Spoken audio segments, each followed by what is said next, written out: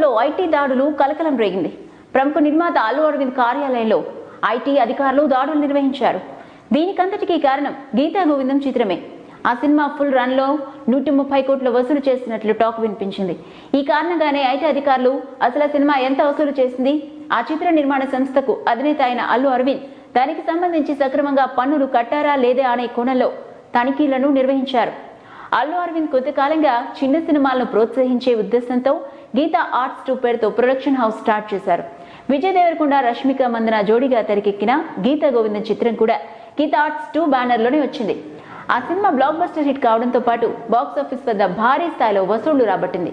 అయితే ఈ సినిమాకు 130 కోట్ల వరకు వసూలైందని ట్రేడ్ వర్గాల్లో ప్రచారం జరగడంతో ఐటీ శాఖ దానిపై దృష్టి పెట్టింది. పన్ను చెల్లింపులు సక్రమంగా ఉన్నాయా లేదా అని ఐటీ అధికారులు గీతా ఆర్ట్స్ 2 ప్రొడక్షన్ సిబ్బందిని ప్రశ్నించారు.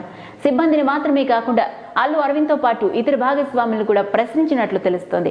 అల్లు అరవింద్ కార్యాలయంపై ఐటీ దాడులంటూ సామాజిక మాధ్యమాల్లో విపరీతంగా ప్రచారం జరగడంతో తమ కార్యాలయాలపైన దాడులు చేస్తారేమోనని ఇతర నిర్మాతలు కూడా ఆందోళనకు గురయ్యారు. If you like the video, please like us and subscribe Tollywood Nagar.